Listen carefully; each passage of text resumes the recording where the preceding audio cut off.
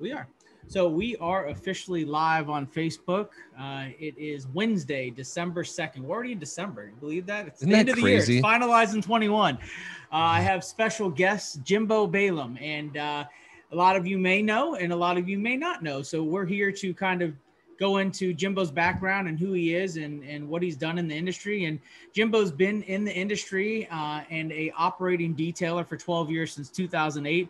And literally, we were just talking about it in May of 2008. He got started, and I got started in June. So we're a month off in regards to getting into the industry and having the track record that's brought us here today, of course. But he's also somebody who is a product consultant, and he dived into his own podcast in the 2014 timeframe, and he has his own auto detailing podcast, and you can look that up, and of course he'll give you the links and platforms once we finish up this podcast.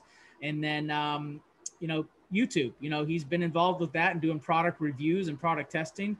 And so he's got his hands in a lot of different things, which is one of the topics we'll cover in regards to different streams of revenue to say. And this is a perfect example of that with Jimbo. So Jimbo, thank you and welcome. And why don't you go ahead and give us a little background on how you got started and why you got started in this wonderful world of detailing. Yeah, man, it's so nice to be on this side of the microphone. What has it been 4 or 5 years in a row that we met up at SEMA and I interviewed you. And now when Julio reached out and is like, hey, can Justin interview you? I'm like, dude, for sure. We got great chemistry. I always have a great time. So thank you for taking the time out of your day to interview just another detailer like me. I appreciate it. So I wish we could be doing it in person, but whatever. This will have to do, I guess. This will have to do. We are above and beyond social distancing at this point. Yes. At least we don't have our mask on. Anyway, I won't go there. So where did it all begin? Growing up, I always knew that I wanted to own my own business. I just didn't know what that business would be. In fact, I always knew that I wanted to own multiple businesses. But that was the extent of the thought. Like, yeah, one day I'm going to own multiple businesses. It was like, well, what industry, doing what, I had no idea. So when I was 18 years old was when I first got like my first nicer to me car. And I had a payment on that car, and for whatever reason, 5 years ago, right? yeah. A couple years ago. Yeah, you can't see my gray hair on this mic. I must have a good filter on. So when I got that car, it had a payment, and for whatever reason, I just automatically thought like, okay, if I'm going to have a payment on this car's never going to be dirty. I don't know why I thought that, where that even came from or whatever. So that was kind of my first like dive into keeping my car clean. And it was just with store-bought products.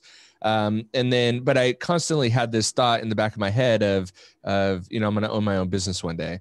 And I was doing the whole school route, going to community college, hated it. But that, back in 2007, 2008, I graduated high school 2006. So I guess that would be 2006. I kind of started messing around with cleaning my own car and kind of diving into that. And back then the route was you went to college after high school because you needed to get a good job and a real job. Yeah. And so that was American way, right? Standard American way. That was what my older sister did. That was the plan for me. And I hated school. It was horrible. And at night, I was working at a restaurant as like a busboy food runner. And as I got more and more into kind of cleaning my own car, and that was the early days of YouTube as well. I think I joined YouTube in October 2006. Obviously didn't get deep into actually producing content for YouTube until 12 years later. Unfortunately, it's one of my mistakes that I made. But so I started really diving into videos on cleaning your car and detailing on YouTube around that time. And then I had the epiphany one day of like, I wonder if this could be a business. I'm like, I hate going to school. I love cleaning cars. The job I have is great, but it's all nights and weekends. And so that kind of sucks because I'm tired of working Thursday through Sunday night, and then going to school Monday through Thursday. I was getting kind of tired of it and didn't really like it anyway. And so I thought, you know what, maybe this is a business, like this whole cleaning a car thing. Let me see if I can, get some business going. And so I thought, well, who do I know that has money? And so I started with, friends and family. predominantly family. And then the managers at my restaurant, I just assumed they had money because they were managers, right? Yeah. And so actually my very first paying customer was a manager at the restaurant that I worked at. And so from there, from literally the thought of like, I wonder if this is a business, to researching on Craigslist and buying my first mobile trailer in May of 2008 is when I officially bought that. And literally I bought it on a Wednesday. On that Thursday, I was doing my girlfriend's parents' cars at the time. And I had drafted up like this little, printed Word doc of like a couple different packages and printed out like 25 of them. And as I was doing my girlfriend's parents' cars, literally the day after I purchased the trailer, they happened to live on like a corner lot house and a track. And I got a neighbor stopped and said, "Hey, do you do detailing?" And I was like, "Yeah, of course I do," and literally scheduled her for the following day. And then it was just kind of off to the races. I was like, okay, I guess I guess this is a business now. And so made a ton of mistakes. Did a bunch of things wrong, learned how to clay bar on YouTube, which is interesting if you think about it then. But again, I had that mentality of no barriers. Yeah, but I'm going to do this. YouTube then was a little bit more of rich and genuine information compared to now, where it's become a lot more watered down. And that's right. Put it in a respectful way. Right. Yep. So yeah, it was much, much different than you could actually get factual information, right? Versus and I wish I could find that video that I watched. Who knows who it was by or what it was, but it gave me the general idea of what a clay bar would do. And so from there, I just tried to leverage, family and friends. And my mom had a friend that worked at a corporate office building that was close by, that they used to have a car washer come by, and he stopped coming for whatever reason. And so that was one of my first regular accounts, I guess, a fleet account. And then, just kind of snowballed from there, joined a networking group that helped a lot. And just, you just kept plugging away and trying to find every outlet where somebody would be willing to let you work, and detail their vehicle. 100%. Now, once you reached that friends and family bubble and you've got most of those already under your wing, at that point, I know that you said you had mentioned with an account that you grabbed, did you start to see a little bit of a transition or gray area to where once friends and family were out of the way, now it's on to the real world money? And did you see a little bit of a dipping point and have to grow from there, and it had its own obstacles? So yes, that happened a few times. So after I got out of the initial like friends and family, I was doing a lot of corporate office buildings. So, only mobile detailing, and really, showing up to an office building that I could do 5 or 6, 7 cars was kind of my sweet spot in the beginning. And I had, one of those every day, sometimes twice a day. I would go to, and I called those like fleet accounts. They weren't dealerships or anything like that. They were personal people's cars while they were working. And so that was cool for a long time. And then the problem became, so that was like my first transition out of like friends and family. And I picked up a lot of those from the networking group that I was in. So a lot of these people were insurance agents or tax people or CPAs, or their friends were, like I had one guy, his friend was the like head of procurement at the Carl's Jr. Corporation, or Hardee's for people, and they their corporate offices were right by me. And so I was referred to that, head of procurement at Carl's Jr. to do their employees' cars as an employee benefits program at the Carl's Jr. corporate offices, which sounds awesome. It's actually horrible. And that's what I came to find out about these fleet accounts is horrible, is that there's no differentiator between you and the last guy who was there every Thursday. Other than the money, right? Yeah. And so it's a total price war to the bottom. And it's cool because it's reoccurring work, but it's real crappy work. It's basically just car washes. They want it done for as cheap as possible. And most people can't tell the difference between you and the guy that used to be there and the guy that's going to be there after you. And so that was kind of the second evolution of like, how do I get out of this? Like, how do I say no to this consistent work that is low paying, and then how do I jump into the, I guess you could call it like the retail market of higher paying, higher quality customers, but maybe not as frequently as every week or every 2 weeks, or maybe not as, the kind of how I looked at it at the time was, okay, if I get a regular retail customer, I may only see them every 3 to 4 months versus every week or two, like I'm currently seeing people, though they'll spend more as the retail client. I probably need more of them initially to fill my schedule. And then once I have enough of those retail customers, I'll have them on rotation every 3 or 4 months, and I'll eventually get to a nice cycle. But it's going to take me, to use your term, like that gray area. I'm going to have a time in between there where it feels like a little bit of a desert while I get people up and going. So yeah, See, and I feel most people in that situation would probably get discouraged, as to where, some discouragement leaves the motivation. And in your case, right. It did, in regards to, the mindset, the evolution of mindset, and being more calculated, and basically being from discouraged to proactive. Right. And figuring out, okay, how do I make this puzzle of business work and work for me and what I want it to do, versus just coming in every day for the same accounts, day in and day out, and overwork in an underpaid scenario. Totally. I like it. I dig it. Yeah. And you lose those accounts too. And that happened to me a couple times. One time in particular, I did have a used car dealership that specialized in Porsches. And that account I serviced every week. I believe it was pretty much just washes, but it accounted for $1,500 a month. Right. And to me, that was a lot of money. Yeah. And I remember when I lost that account, and I was like, crap, how am I going to make up this $1,500 a month? I'm going to have how many customers to make up this $1,500? And you got to remember, this is pre-ceramic coating world. Yeah. Things were much different then. Your hustle was much stronger back then. Much different. I remember I did a podcast one time, this is a little tangent, with Jason Rose, and he was talking about his first $1,000 detail.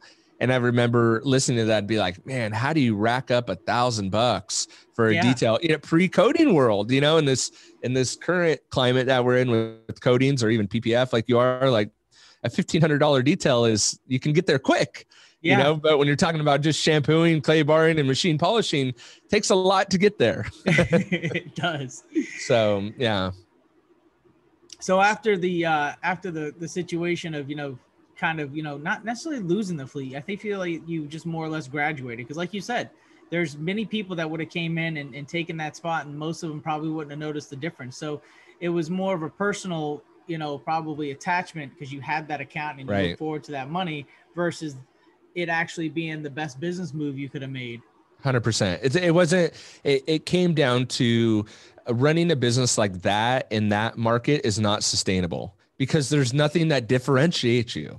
And that's the hardest part, is like, well, can you do it for 20 because the last guy did? And it's like, or the car wash down the street has the unlimited monthly for $30, and you want to charge me $30 per time? Like, why would I do that?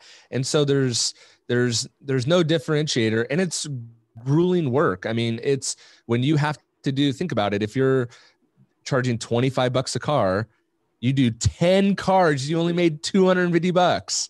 Like, not to sound like a pompous ass, but that may be really good money for a lot of people, but it's not sustainable to do that. Right. No. And you really can't grow a business, pay proper taxes, go to places like SEMA, have nice shirts and hats and branded material and the latest tools. It's extremely difficult to do that on something like $200 a day. Yeah. And presentation is everything. Personal, your business, everything, that the aura of who you are and what you represent as your brand has to be T-top. I mean, everything has to be 100%. Yeah. 100%, especially in this, and even down to your website and your Yelp profile and your socials. It's like, that's what people are looking at, that's what people are seeing. So that's it. I just started to realize, like, you know what, not only that was part of it, but also, like, man, if I'm not out doing a car, I'm not making any money. Like, that's a problem. I get sick and I'm out for 3 days. Like, I'm at zero revenue for those 3 days, you know, and that's fine when you're living at home with your mom and dad. But when, as you know, when you bring a kid into the world and you got a wife and, you know, you want to buy a house, you want to expand, you want to do all this. Financial responsibilities. Got all these financial responsibilities that come in, and it's like, man, all right, I got to figure something out, you know? And that's what started to happen of like, I literally can't go do a fleet account because it's not enough money. No. Not at all. know? And then when you have that 3 days out, you can't call the bill collector and be like, hey, I was sick for 3 days, bro. Yes. Can you guys just give me some leeway or defer a payment? They're going to be like, Or what if you want to go on vacation? You know, Yeah. It's like, I want to take a week off and it's like, I can't, you know, that sucks. And then you can't work on your business because you're too busy working in your business. And so it became this like really horrible cycle to try to break out of like, I got to go to work to make money, because if I don't make money, I can't feed the family. But really, I need to work in my business, or I need to work on my business so I could grow my business, but I can't because I got to go do that. And it just became this like really bad cycle. I will say though, the good thing is that I had a ton of time to listen to audiobooks and podcasts and really learn, you know, really take that, what do they call it? Like the automobile university, you know, I really took that to the next level because I could fit in literally 8 hours of either podcast or audiobooks a day, you know, and most audiobooks are 6 to 8 hours. So I'm like, shoot, I was burning through books, burning through podcasts. And so that kind of fed all these ideas, and led into in 2014 me starting my own podcast, because I'm like, that was just a total go at, okay, I want to give back to the community for all this information that I have, but also I need an additional revenue stream, man. I'm literally drowning out here. Like, this isn't sustainable. I got to figure something else out. I got to become relevant on the internet, you know? And so that's really what spurred that, you know, and that was a nights and weekends hustle. You know, and even with that, I mean, like you said, you know, taking the downtime and being proactive and basically education. Knowledge is power. 100%. And that's where a lot of people, they hit a wall because they don't feel that they need it or they don't have time for it. And listen, there's always time. It's the time management that you exercise that makes a difference. 100%. And if you're not exercising that, then no, you're not going to have time and you're going to make excuses. But when the bills come, there's no excuses. And that's the thing that makes the difference between somebody who's a hustler or entrepreneur versus, you know, the guy that just goes in, clocks out, and that's it. The mediocre lifestyle. I think so. That was always something for me. Like, if I was just, I could never be an employee because I'd be the world's worst employee. And I've tried it too. You know, during tough times, I've gone back to try to get a job somewhere else. And one time I even landed a job and did that on the side too. And I was like the world's worst employee because I just saw all the efficiencies in the business and, you know, had that thought of like, it'd be much better if I was just running this place, you know? And there's nothing wrong with that. And that's the mindset though. You know, a lot of people don't get to transition or evolve into that mindset. Right. In their whole life, they may go that way, but unfortunately, you know, it's perspective, 1, and 2, good mentorship, and then 3, education. You know, education, which should be probably at the top of the list, but yeah, and taking the time to educate yourself with the proper, you know, the books, all the stuff that actually means something that has value to it. You know, because you could feed your body crap too, but if you feed your body the good stuff, then you're solid, or your brain, I should say. Totally. And I made, you know, I could have made, looking back now and knowing what I know now to then, I could have been a better business owner and probably been more profitable with those fleet accounts and really utilized it to my advantage, and just didn't, at the time, I didn't have the tools or the resource or the knowledge to do that. You know, something as simple as just having a good CRM, you know, and keeping track of my customers and maybe running specials or trying to upsell, or, you know, that, looking back on it, there was definitely things that I failed big time at that I could have done better that would have probably made my business better. But again, in the moment, you're kind of stuck in that cycle. That's okay, because that's the common stories to success. You got to scrape your knees often and fail in order to and learn how to be more successful. The next step you make. Yeah. 100%. Yep. So it's been a journey. Yeah.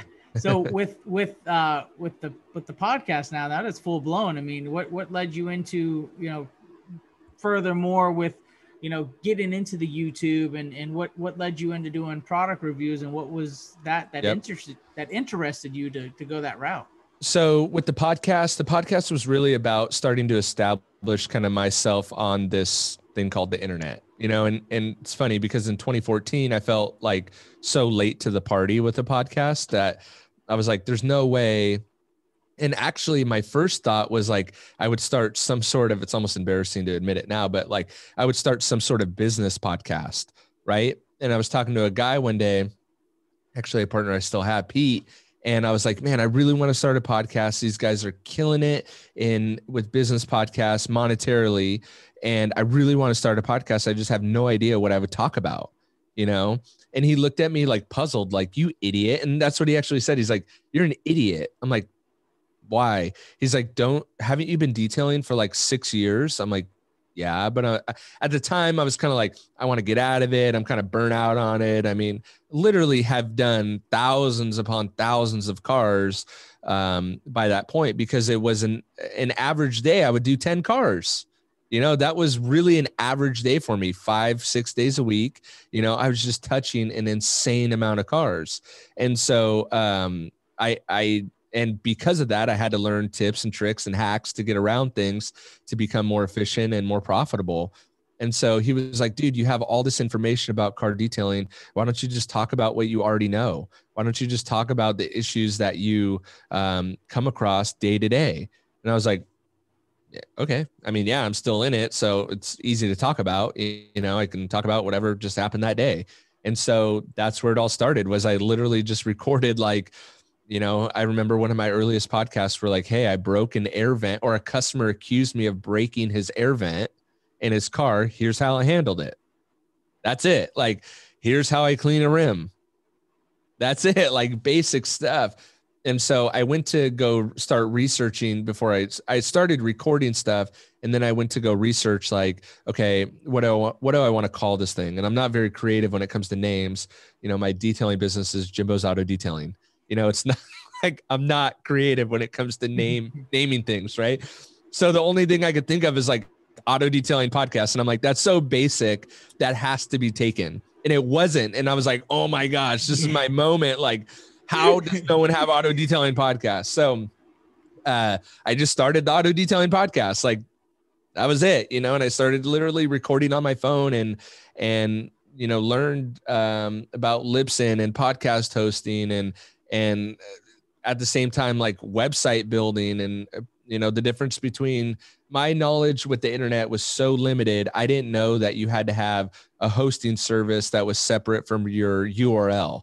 Like, to me, I was like, I don't get it. It doesn't make sense. And then how do I get these recordings off my phone onto the computer into this like audio hosting thing? It was just like, I didn't know any of it. Right. Yeah. And I also didn't have a computer that was very good. In fact, it was a hand-me-down old MacBook Pro from my, at the time, brother-in-law that had to stay plugged into the wall, or else if it became uncharged, the computer would turn off. So it was just a nightmare at the time. I had 2 young kids. You made it work. I made it work, right? But it was horrible. And there was a lot of late nights, early mornings trying to figure out this podcast thing.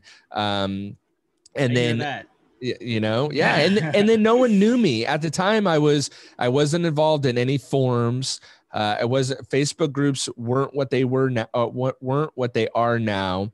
I was literally a single man mobile detailer in Orange County, California. Like, I didn't know anyone. And so I was like, well, who's going to listen to my podcast? Because I don't know anyone, and no one knows me. So why would they listen?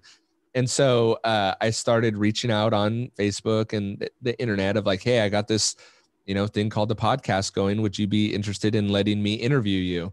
And some people said yes. I think Scotty Perkin was my first guest that said yes.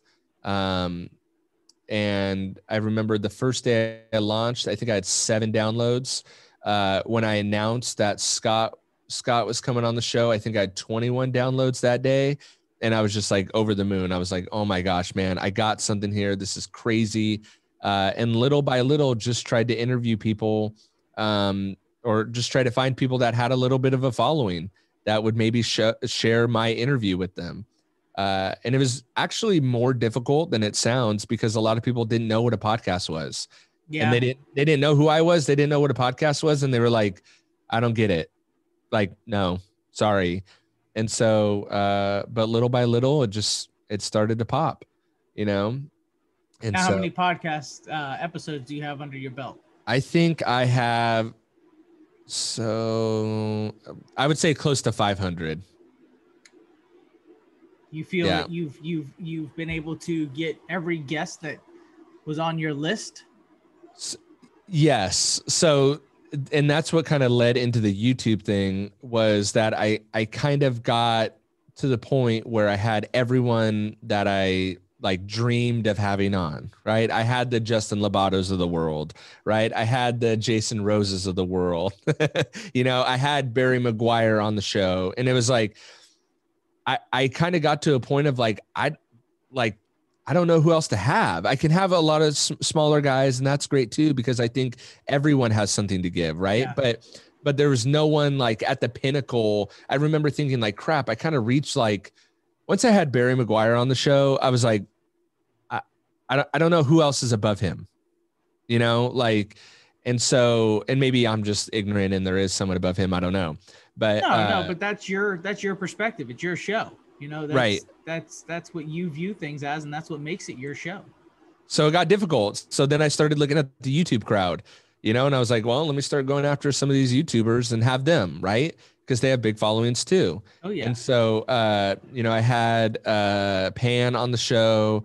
I had Scott with Dallas Paint Correction when he was doing stuff. I had Darren with Auto Fetish on back in the day when he was really putting out stuff. And so I started developing relationships with all these YouTubers, and they were making some serious money, you know, and the podcast was, and still doesn't really make money, but it gives a lot of access.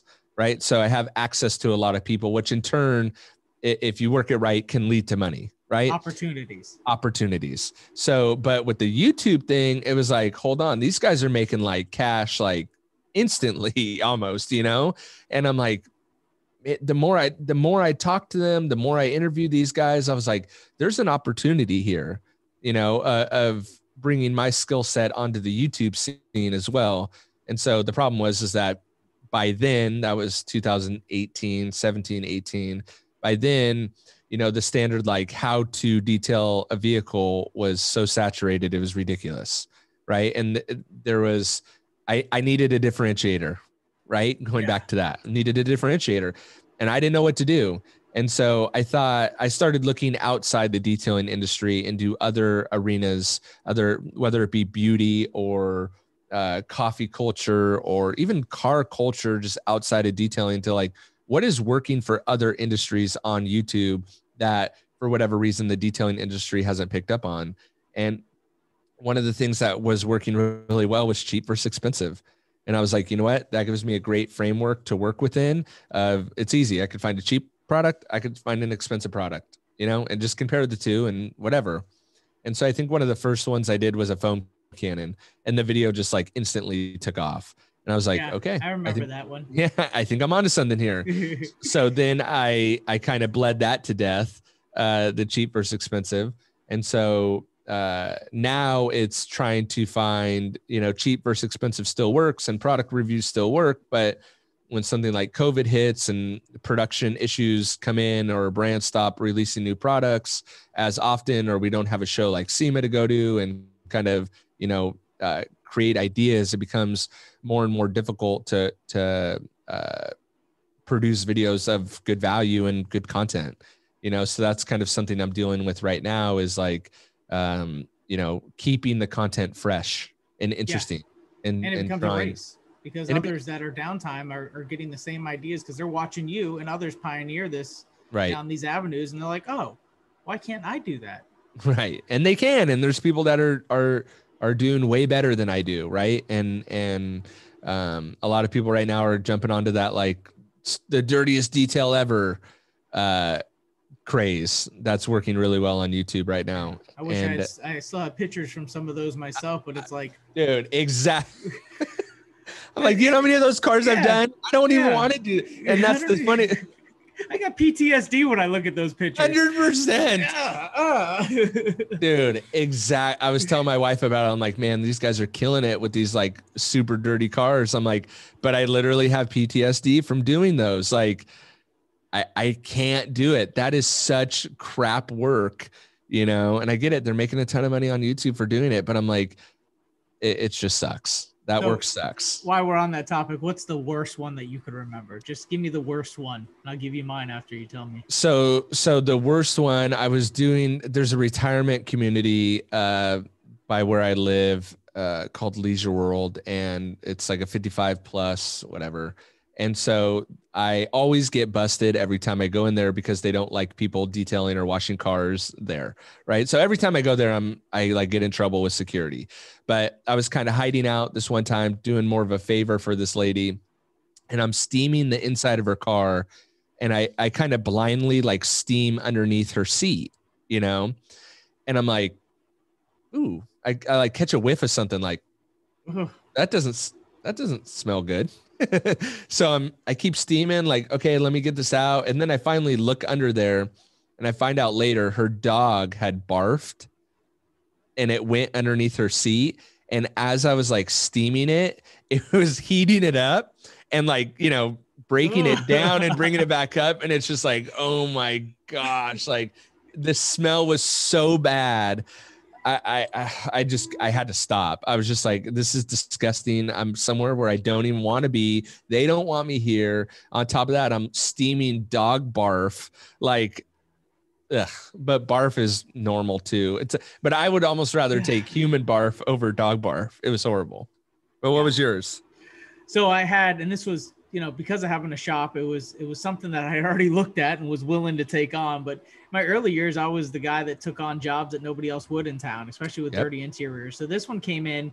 It was a early to mid 2000s Lincoln town car, and had some outside work on it, which was standard. But the inside, that it was an infestation, German cockroaches, along with just disgusting kids. Gives me like the chills. And nastiness. Completely gutted. And had to wear gloves, wore a mask, because when I pulled the seats and the floorboard carpet, there was so much dead roaches and roach feces. Oh, it was my gosh. The floor pan of the vehicle interior that was just absolutely disgusting. And when I pulled that carpet, I was playing hopscotch on roaches in my bay. Oh, until this day, I realized that, you know, especially after explaining that to, you know, going through trainings and, you know, talking to people like Rennie about it, that should have been a whole insurance claim, you know, write-off kind of scenario. But yeah, that was probably by far one of the most disgusting ones. I mean, we basically gutted everything we could other than the dash and the headliner, and bombed it, cleaned it, and hit it with, I don't even know what disinfectant. It was like 2009, 2010. Yeah. It was available at the local, you know, probably like Depot, Pro Lowe's. Product. Oh yeah. Zep probably still. Yeah. Back then. Auto, whatever it was, Odor Ban or whatever. Yep. But yeah, that was the worst one. And horrible. I tried to get as much as I could for it. And I took and documented plenty of pictures, because that's one of the biggest things, right? Is you could talk about it, but if you don't have pictures, right, didn't happen. Nobody could visualize it unless you explain it in a way that's like storytelling, where they get all into their imagination. Totally. But yeah, that was the worst one. But yeah, and that's where, you know, when I was taking on things like that, I lived and learned that that's not the direction I want to go. Yeah, but I mean, like you said, you were the guy that did cars that no one else was willing to do, you know? Yeah. And I think that's one important thing that people can take away. Like, if you're just starting, you gotta do the crap work, man. Yeah. Like, that's just how it goes. Like, call it trenches, call it whatever you want to call it. But like, you don't start at the top. No. And this was, like you said before, this was before coatings. I mean, this was right. I was lucky to get, you know, the outside where I could do a good wax job, you know, that for the most part, if anything, they weren't even paying for polishing. They just wanted a good cleaner wax. They were willing to spend all their money on the interior. So if I could capitalize on that and squeeze the most out of it for the dollar amount for the job, so be it. And that's kind of what my reputation was built on in the beginning, was interiors. Yep. And then of course, coatings came around and things started to make a great transition. which has been awesome, right? Coatings have been great. And I think, yeah. And you're still juggling overall between both still operating and detailing Yep. along with these other ventures that you've been successful at. Yep. So one thing that I think you nailed it in the beginning when you talked about kind of these gray areas or these transition times, and that was yet another transition time for me, was kind of walking away from mobile detailing. And as what was happening as I just got busier with, podcasts or YouTube or a little bit of product consulting that I do, I needed and then I had 3 kids, and I lived across the street from a school. And so I was trying to record like these YouTube videos in between like detailing and recess and lunch and like, me trying to go work and detail cars. And I'm like, crap, this is too difficult. Like, this is getting ridiculous. I need a shop or I need a studio. But it was really at a time where I didn't know if I could afford to make that jump to have like this. It sounded so bougie to me at the time. Like, oh, you're just going to have like this man cave that you go hang out at, and, and detail stuff's not cars and detail cars. Like, come on, dude, who are you? And so I ended up making the jump though, and getting a small shop, an office warehouse shop. It was like 1,100 square feet. And so that helped to, one, get me out of my house, because things started getting weird too, where people would comment like, "Oh, dude, I know where you live," and it was like, No. like, it's like, I'm eating dinner. Like, what do you need? And no one showed up, but just that thought of like, this is where my kids are. Yeah. Like, this is, I nothing ever happened. I just didn't want it to get to the point where something potentially happened. You never know. So I needed to get out of the house. And that was on top of like people saying, "What do you live like, where do you live, man?" I could just hear kids screaming all the time, Like a playground in the background all the time. Like a playground. And it literally was like right across the street. Don't worry, I got rid of my white van when I closed down my mobile detail.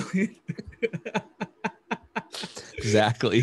So I got that small office warehouse, and then I started doing like, doing more of a fixed location detailing operation, and have since moved to a bigger shop, to kind of help give me like almost a home base to where I do all these operations at. And so mobile detailing has completely gone to the wayside. And I still take on cars here. On Friday, I'm doing a coating on a Tesla Model Y here. And I've really started to limit how much detailing I do, because I have other things that are more profitable that I do still in the detailing industry. And so I charge more to do cars, and I'm a little bit more exclusive, if you want to use that term. But I will say having a shop is completely next level. And just talk about, I think I would have made the jump and the transition way sooner, because the impression and the atmosphere that you can create at a shop, that a customer can see, is just totally different than mobile detailing. And Absolutely. You can command more money. It's much nicer to have a toilet that you can utilize at any time. You can have, the controlled environment of having a small shop is just something that you can't have mobilely, and I just think you can command more money. No one negotiates price ever with me at a shop, which has been very weird, because I'm totally used to that all the time with mobile. Everyone negotiates and everyone wants a better price. Yep. At a shop. It never happens to me, which is really weird. So yeah, I would have moved to a shop long ago. Yeah. And there's, a lot of limitations with mobile. You have everything at your fingertips in a shop. You may not have on your your work van or truck. Weather, that's always the biggest factor. Totally. You always have work when you have a shop, whether it's raining, snowing, whatever it may be. Totally. There's definitely a lot of pros and cons, and there's different levels to the detail industry, right? And every level has its way of playing out. It's the choice that you make to play on what field you want to play on. And sometimes you have to work through the levels, right? Yes. Sometimes you can't afford to just start at a shop, No, because that's a lot of overhead, and if you don't have the capital, you can crash and burn fast. You know, and that will hurt your name, local market. It does. Yeah. It does. But it's having a shot. It's just so nice. Well, now with that too, now you've limited yourself to being more exclusive, which is right, because that's where the industry has evolved to. I feel like there's a lot of, and I give kudos to and credit to a lot of those in the detail industry that have taken and making the jump to a shop like you did, but also have dressed up their shop. In the beginning, it was more like, what are you doing? Why are you doing it? Now it's a standard, and it's become really cool to see some of these people dump some money into shops to where now some of these ways that they're doing it are fairly inexpensive compared to when it first started with people dressing up their shops. So now it's more affordable to do it, to make it look good. And it's the right thing to do in regards to presentation, but 100%. It allows you to actually make a living, make an income, have where you could have a lifestyle and a business, and it changes the game, like you said, completely. 100%. And I think that over the past few years, we've seen that, and we continue to see that transition in the detailing industry from really this kind of like mom and pop, very DIYer-esque industry to like, whether it's the, I call them the Facebook brands, these marketing companies that have started a detailing product company. But we're really seeing, or maybe it's a mixture of coatings and more money being pumped into the industry as well. But we're seeing this like elevation of the detailing industry in a very, very positive direction. And so whether it is guys dressing up their shop and making them look very nice and not so homegrown, or product brands that look very professional and not, a printed out piece of paper with tape on it, and that's their label. So we've seen, and their menu, right? So we've seen a very, I think a very positive change and a very good trajectory for the detailing industry of becoming, something that can offer a lifestyle, can offer a real business, and real money, which is exciting to see and really exciting to be a part of. Yeah. And this is where it takes, I feel, the detailer trying to run a business to transition them into a business owner being a detailer. You have to. And that would be my encouragement to any detailer listening is like, I think the biggest thing plaguing the detailing industry is that detailers don't run their business like a business, and they don't focus on it as a business. They focus on, their craft, which is great, and paint correction or whatever you want it to be, which is phenomenal. And you obviously need to know how to do that. But I would argue more importantly, you need to know how to run a business. Yeah. Paint polishing is great, but you could teach it to someone else too, and you could pay someone else by the hour to do that, and you can love every bit of their job. And they'll love every bit of their job, because really at the end of the day, once you have, this may be controversial to say it and you may not agree, and that's fine, but paint polishing really, it's a skill, but it's a teachable skill that is also repeatable. So in my book, doing a paint correction or machine on paint is very a low paying job. You could disagree. I'm totally fine with that. And people can disagree, but it's teachable in a confined setting. And this is where having a shop helps, but you can create a system within your shop that, hey, we use this pad, this machine, this polish. It's not going to work 100% of the time. Don't get me wrong. And there's going to be times where you have to step in, and you as the professional with multiple years experience can help your employee. However, I think you can create a repeatable process to paint correction that would take you out of it, and you could graduate to a higher level of operating the business and getting higher paying clients, focus on sales, things like that, versus sitting there behind a buffer all day. Oh, I 100% agree. And I got 3 guys for that reason, and I stood over them like a shadow. Yeah. And that's what it takes. Not just handing them the polisher and saying, here you go. Let's see you screw something up. It's incredibly difficult to relinquish that, right? Yeah. So, I mean, that's the thing. And being there in the mix, I think that's where a lot of people have the issue is they don't want to stand there and have to train somebody. They don't have patience. Right.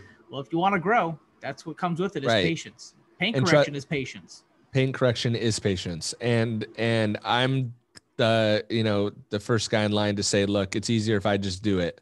Right. It's easier if I do it and not train someone, but that is not sustainable long-term, not if you want to grow, and not everyone wants to grow, and that's okay too.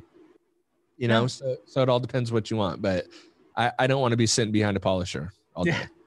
I No, don't. 100% agree. It wears on your body, and over time, I mean, inhaling everything that comes with that, it's a good thing to get under your belt to be good at your craft and be top at your craft. But you could pass that along to somebody who has, if you paint the same picture and give them the same vision and they're motivated, you could pass that along. It's a craft. They become a journeyman or, Right. an apprentice to say. And Yep. that's how you bring them in. Just like any other trade, being a plumber, being a roofer, they Sure. come in as journeyman or apprentice to learn the trade. And if they're a fit, great. If they're not, you move on to the next one. It's a numbers game sometimes. 100%. And that's just how it is with the world, right? Until you find the 100%. right guy. But that's how it goes. Yeah. So what's the future looking like for Jimbo? What do you got going on now, and what are you looking forward to that you could speak on? Oh man, I again, I just think that the detailing, I feel like we're and it has been brewing, but I've always felt like the detailing industry lags behind some other industries.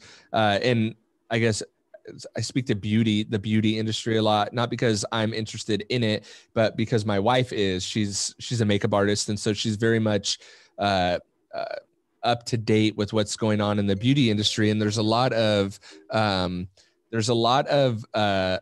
comparables from the beauty industry to the detailing industry, and they're beautifying people's faces and making people, I call it face painting, but essentially the same idea that we're doing with cars, just with people's faces. Absolutely. Right. And so, and the beauty industry is just a massive industry with tons of money and tons of products and a ton of hype and BS, right? So a lot of comparables to the car washing or detailing industry. But what I'm starting to see is that the detailing industry is really becoming a lot more mainstream, which is very, very exciting. So I'm excited to kind of play in that space of kind of innovation and watching this industry grow and really becoming, like you mentioned, with guys fixing up their shops or whatever, or product brands or whatever. But I'm very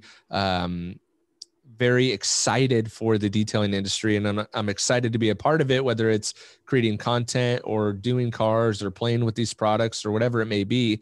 I'm just excited to be a part of the industry, and so thankful that I am to be able to see all this stuff, and just be right in the mix of it. I love it. It's so fun to see it go from homegrown to not corporate, but like see some money be tossed in there, Yeah, no, and you play a good part of that in a piece of the puzzle that makes it all one big picture. Yeah, and it's fun. It is. And would you have anything that you would want to tell any of the people watching this as a last statement of any type? Don't overthink it, man. Like, keep it fun. At the end of the day, when, there's a big difference, and this just as well as I do, there's a big difference between detailers on the internet and detailers in person. And the detailing industry in real life is a group of awesome people, girls and guys. There's not a lot of drama. There's not a lot of strife. These people are awesome. And, just don't take it so serious. I think on the internet, sometimes we could take things and ourselves too serious. And at the end of the day, I think if you're in the detailing industry, you have one of the greatest jobs or opportunities in the world. We play with cars. We get to play with products. We get to do podcasts on Wednesday mornings, like, or in the middle of the day. Like, are you kidding me? Like, we get to wear shorts and t-shirts and sunglasses and be cool. Like, I'm just wearing a shirt. So I mean. yeah, I'm cold. So it's like 62 degrees outside. So I'm a little cold, but yeah, it's a great industry, man. And if you want to be a part of it, be a part of it. And it really is awesome. So, but I think when people start taking themselves too serious, or they lose perspective on what we're actually doing, one, I think it hurts the industry a little bit, because the majority of us are just cool people that like hanging out with each other. Regardless of our product affiliations or whatever, badges we may have or whatever. So yeah, don't take yourself too serious. Have fun. Awesome. Definitely 100% agree. So how would people find you, Jimbo? All you have to do is go to autodetailingpodcast.com, that URL that I searched up way back in 2014, and thought, man, how can I make it easy for people to find me? And so, yeah, just autodetailingpodcast.com. I have the links to all my other socials on there. And you could search Auto Detailing Podcast on any, Apple Podcasts or Stitcher or YouTube or whatever you want. And I'll pop right up. Anything outside of that with your business, how would they find you? They can go just DM me or you can email me, Jimbo at autodetailingpodcast.com or info at like your website. Yeah, jimbosdetailing.com. Gotcha. Okay. I kind of try to have everything linked together to kind of make it as easy as possible to find me. Okay. So yeah, that works. Pretty easy. Yeah, I'm still working on my Google search where you could just search Jimbo and I pop up. I've been working on that for a few years, but I have some other big leaguers like Jimbo Fisher and some actual celebrities that kind of take the ranking. So, but I'm still working on it. Got to get creative with that, right? That way, when I you gotta do the get Google creative. image search, your face pops up all the time. Yeah, I think I'm still on page like 1084, but whatever. I'm working on it. Oh, well, Jimbo, thank you. I appreciate you being on. This is our number 6 podcast. Awesome, so man. We're, breaking the waters in regards to how all this works and getting, some good guests under our belt. And you're one of them, of course. So awesome, man. I appreciate the opportunity. It. Yeah. No, I appreciate you having me. It's always fun. I always look forward to it. Awesome. Well, thanks again, Jimbo, and everybody else who's out there who has watched. Thank you for watching another episode of Reflection Artist Live. And if you have any questions, you could reach out to any of our platforms, which would be any of the podcast platforms, mainly through Buff and Shine or the Reflection Artist page on social media.